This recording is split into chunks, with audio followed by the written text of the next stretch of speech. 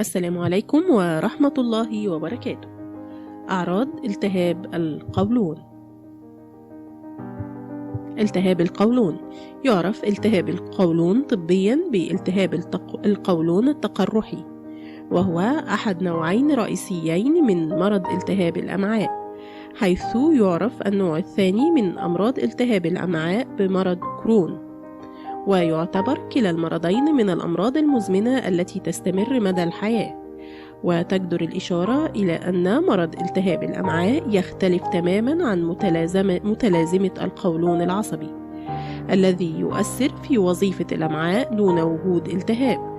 ويؤثر التهاب القولون التقرحي في الفئات العمرية المختلفة، إلى أنه يبدأ عادة بين سن 15 و 30 عام، كما أنه يلاحظ بشكل واضح لدى الأشخاص بين عمر 50 و 70 سنة. وتعد إصابة أحد أفراد الأسرة المقربين بالتهاب القولون التقرحي عامل خطير يزيد فرص إصابة باقي أفراد الأسرة بالمرض ذاته. وقد يكون من الصعب في بعض الأحيان التمييز بين التهاب القولون التقرحي ومرض كرون، لا سيما في المراحل المبكرة، إذ أن الأعراض تكون متشابهة بشكل كبير. وتتمثل الفروقات الأساسية بين المرضين في أن التهاب القولون التقرحي لا يؤثر إلا في البطانة الداخلية لجدار الأمعاء، أما في حالة مرض كرون فإن التهاب يؤثر في جدار الأمعاء بالكامل، ويؤثر التهاب القولون التقرحي في الأمعاء الغليظة المتمثلة بالقولون والمستقيم فقط، بينما يمكن لمرض كرون أن يؤثر في أي جزء من الجهاز الهضمي بدءا من الفم وانتهاء بفتحة الشرج. أعراض التهاب القولون. قد تختلف علامات وأعراض التهاب القولون التقرحي اعتمادا على مرحلة المرض وموقعه، لكن الأعراض الأكثر شيوعا تضم تقرحات بطانة الأمعاء الغليظة والبراز المصحوب بالدم وآلام البطن والتشنجات والإسهال والشعور الملح بضرورة التغوط مع عدم القدرة على ذلك، وهذا ما يعرف طبيا بالزحير أو الزحار. ومن الأعراض الأخرى الحمى وفقدان الشهية وظهور المخاط في البراز. وتجدر الإشارة إلى أن التهاب القولون التقرحي يعد مرض تقدمي، هذا يعني أن التقرحات قد تبدأ في الجزء الأخير من الأمعاء الغليظة والذي يعرف بالقولون السيني، ثم قد تنتشر إلى باقي أجزاء القولون. وتضم الأشكال المختلفة من التهاب القولون التقرحي وأعراضها الأكثر شيوعا ما يأتي: التهاب المستقيم التقرحي، وهو نوع من أنواع التهاب القولون التقرحي الذي يتمركز في المستقيم ويسبب الإسهال والبراز الدموي وآلام المستقيم والزحير. التهاب المستقيم يؤثر هذا النوع من الالتهاب التقرحي في المستقيم وجزء من القولون المعروف بالقولون السيني، ويسبب الإسهال وخاصة الدموي وآلام المستقيم والآلام في الجانب الأيسر من البطن. التهاب الجانب الأيسر للقولون، ويعرف أيضا بالتهاب القولون المحدود أو القاسي، ويؤثر هذا النوع في الجانب الأيسر من القولون ويضم المستقيم والقولون السيني والقولون النازل، ويسبب الإسهال والبراز الدموي وفقدان الوزن وفقدان الشهية وآلام شديدة في الجانب الأيسر. التهاب القولون بالكامل يؤثر هذا النوع في جميع أجزاء القولون، ويسبب الإسهال والتشنجات وفقدان الوزن بشكل كبير وآلام البطن الشديدة. مضاعفات التهاب القولون.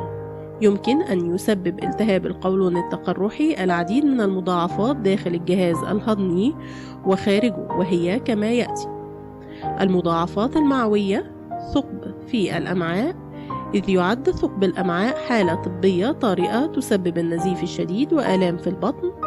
الشق، وهو تمزق يحدث في بطانة القناة الشرجية مما قد يسبب النزيف والألم.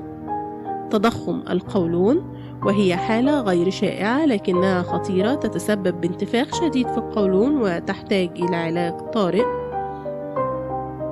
سرطان القولون، إذ يزداد خطر الإصابة بسرطان القولون بعد 8 إلى 10 سنوات من الإصابة بالتهاب القولون التقرحي. المضاعفات خارج الأمعاء، تأخر النمو لدى الأطفال، إذ يمكن أن تسبب بعض الأدوية القديمة المستخدمة لعلاج التهاب القولون التقرحي وسوء التغذية الناجم عن هذا المرض مشاكل في نمو الأطفال. أمراض العيون، يمكن أن يسبب التهاب القولون التقرحي التهاب القزحية والجلوكوما واعتلال القرنية وجفاف العين. التهاب المفاصل، وهو أكثر المضاعفات خارج الأمعاء شيوعاً، ويمكن أن يصاب المريض بأشكال مختلفة من التهاب المفاصل، مثل التهاب المفاصل المحيطي والتهاب المفاصل المحوري والتهاب المفاصل الروماتويدي والتهاب الفقار اللاصق. الأمراض الجلدية، يمكن أن يسبب التهاب القولون التقرحي الحمامة والعقدة وتقيح الجلد والصدفية، وهي حالات غير شائعة لكنها تحدث بشكل أكبر لدى مرضى التهاب القولون التقرحي. قرحة الفم، يسبب التهاب القولون التقرحي التهاب الفم القلاعي الذي تظهر أعراضه على شكل آفات في باطن الفم. الأعراض أثناء الحيض، تجد بعض النساء المصابة بمرض التهاب الأمعاء أن متلازمة ما قبل الطمث التي تحدث في الأيام التي تسبق فترة الحيض تزيد من الإسهال والألم. النظام الغذائي لالتهاب القولون،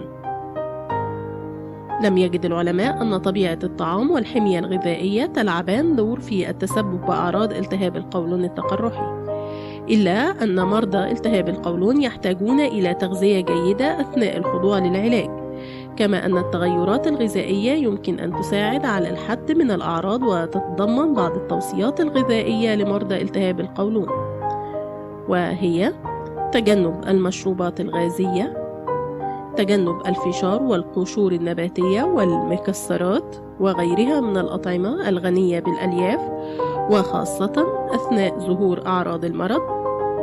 الإكثار من تناول السوائل، تناول وجبات صغيرة من الطعام، تسجيل الأطعمة اليومية في دفتر خاص للمساعدة على تحديد الأطعمة المزعجة، اتباع نظام غذائي خاص حسب الأعراض والأدوية المستخدمة في العلاج، وقد تشمل تلك الأنظمة الغذائية ما يلي: اتباع نظام غذائي عالي السعرات الحرارية وخالي من اللاكتوز ومنخفض الدهون ومنخفض الألياف وقليل الملح، مع تجنب شرب أي نوع من المشروبات الغازية، وتجنب القشور النباتية والسليوم والمكسرات وغيرها من أي طعام يحتوي على نسب عالية من الألياف، وخاصة أثناء ظهور هذا المرض.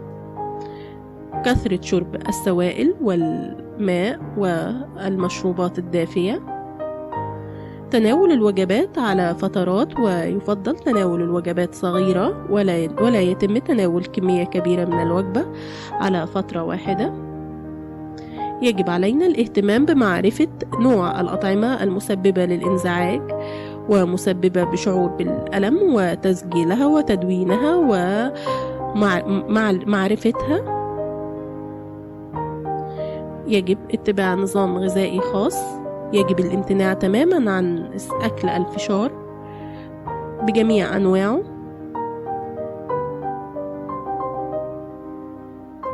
الاهتمام والمراعاة بأخذ الأدوية العلاجية في الوقت المناسب، وذلك لتجنب وصول الحالة إلى حالة سيئة.